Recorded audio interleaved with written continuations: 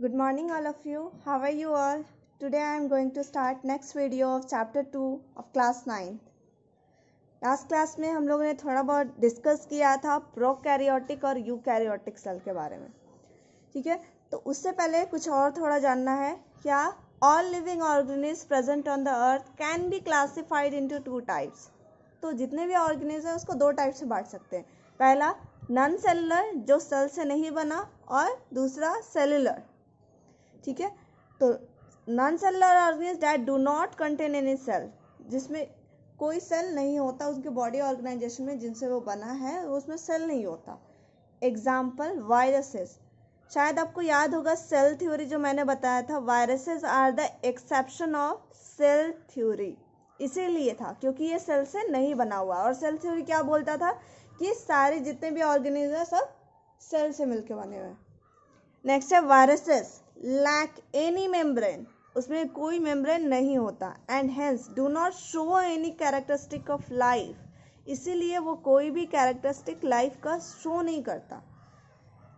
Until, जब तक कि वो इंटर नहीं कर जाए किसी अदर लिविंग थिंग्स के, यानी वो किसी लिविंग थिंग्स के अगर अंदर जाता है, बॉडी के अंदर जाएगा तो वो लिविंग जैसा बिहेव करेगा, और वो बाहर रहेगा एटमॉस्फेयर में रहेगा तो वो डेड जैसा बिहेव करेगा.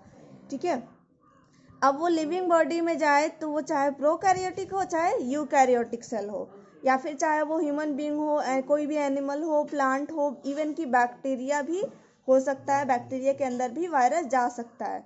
To use its cell machinery to reproduce, और फिर वो क्या करेगा, होस्ट, यानी जिसके अंदर वो जाएगा वो क्या हो जाएगा, होस्ट, और उसी का इस सब चीज़ इस्तेमाल करके अब खुद को मल्टीप्लाई करेगा, यानी रिप्रोड्यूस करेगा. नेक्स्ट है आपका सेलुलर ऑर्गेनिज्म, यानी वैसे ऑर्गेनिज्म जो सेल से मिलके बने हुए हैं.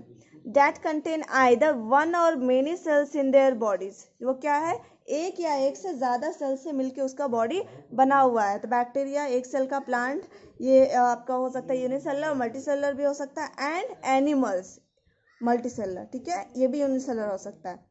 तो cellular organism are again divided into following two main types. Cellular को भी दो भाग में बांटा गया. क्या, पहला प्रोकैरियोट्स. तो दीज ऑर्गेनिज्म हैव प्रिमिटिव, यानी पुराना, ठीक है, एंड इनकम्प्लीट सेल्स, यानी इसका सेल जो है पूरा कंप्लीट नहीं है लेकिन है, सेल्स है. Thus they contain prokaryotic cells in their body structure.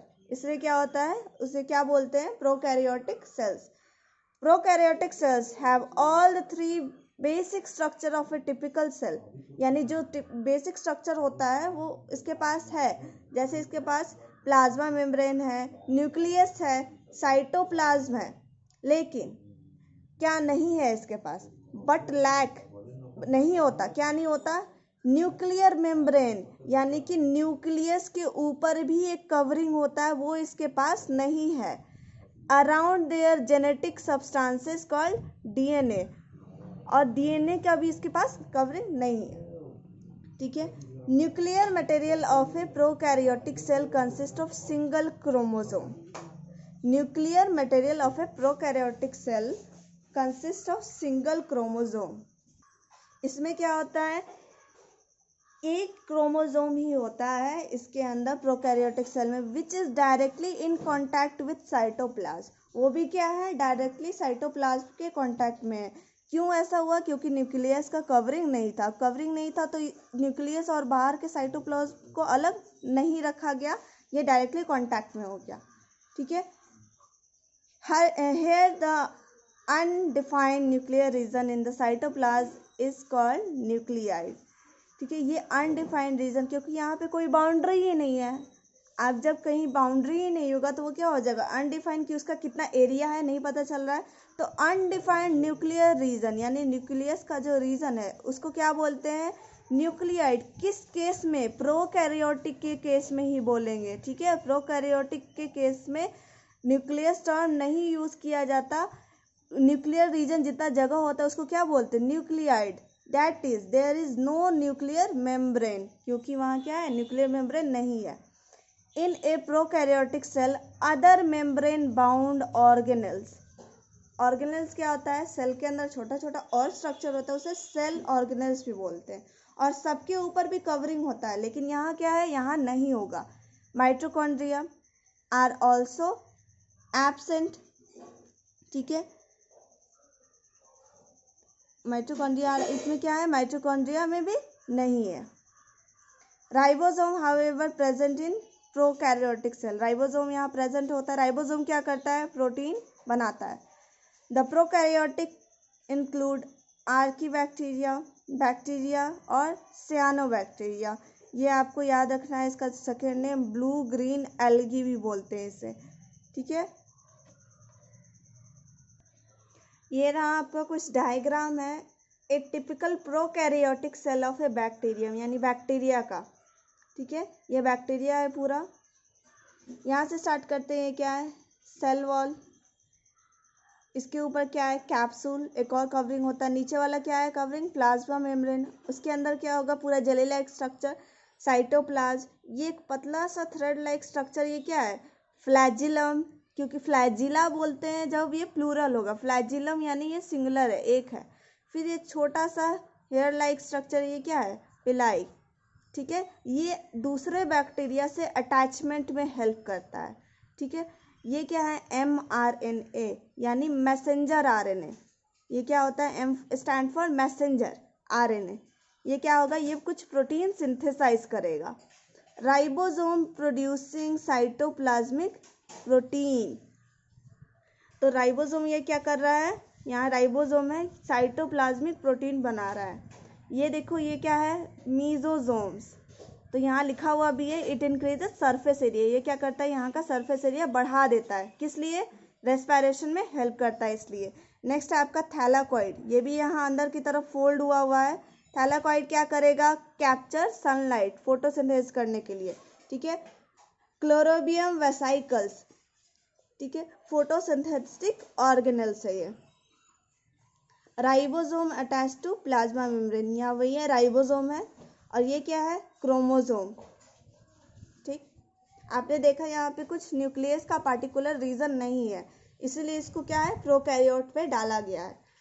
Next है आपका, आई थिंक ये डायग्राम आपका थोड़ा सा ब्लर होगा क्योंकि ये ऐसा ही है यहाँ पे, तो फिर भी मैं कोशिश करती हूँ। यहाँ लिखा है सेल वॉल, ये अंदर जिलेटिनियस सीट, यानी कि जिलेटिन का बना होगा, ठीक है। जिलेटिन एक जेली जैसा होता है। प्रोटीन ग्रैन्यूल्स अंदर की तरफ है, ये प्लाज्मा मेम्ब्रेन ये हो गया, ठीक है। राइबोसोम ये हो गया। फॉस्फेट ग्रैन्यूल्स, इसके अंदर फॉस्फेट का कुछ दाना होगा। ये क्या, साइनोसोम्स, साइनोसोम्स है, ये ब्लू कलर देता है, गिव ब्लू कलर। ये क्या है, DNA है। लिपिड ड्रॉपलेट, लिपिड क्या होता है, फैट, ठीक है। और ये हो गया फोटोसिंथेटिक लैमेले, ये जो आपका हर एक सर्कल दिख रहा है राउंड राउंड, ये क्या है, a thin membrane, lamellae a thin membrane. ये आपका हो गया डायग्राम। नेक्स्ट है आपका eukaryotes, you stand for true, जिसमें ट्रू न्यूक्लियस होता है। दीज हैव एडवांस्ड और कंप्लीट सेल्स, इसके पास क्या होता है, एडवांस और कंप्लीट सेल्स, पूरा सेल है इसके पास, ठीक है। This cell contain membrane bound nuclei, इसमें क्या होता है, न्यूक्लियस के ऊपर मेम्ब्रेन होता है यानी कवरिंग होता है। एंड अदर सेल ऑर्गेनेल्स, और उसके पास दूसरे सेल ऑर्गेनेल्स भी होते हैं जो प्रोकैरियोट्स में नहीं थे, इसलिए क्या बोलते हैं, यूकैरियोटिक सेल्स। तो such cells are found in unicellular and multicellular plants and animals and contain plasma membrane। ये ऐसा सेल यूनिसेलुलर में भी पाया जाएगा, मल्टीसेलुलर प्लांट या एनिमल में भी पाया जाएगा, और क्या होगा, प्लाज्मा मेम्ब्रेन भी होगा, न्यूक्लियस भी होगा, DNA भी होगा, cytoplasm with ribosome and cellular organelle such as mitochondria. Mitochondria क्या था, इससे पहले वाले में नहीं था, इसमें क्या है, प्रेजेंट है। यहाँ कुछ डिफरेंस दिया हुआ है प्रोकैरियोट्स और यूकैरियोट्स।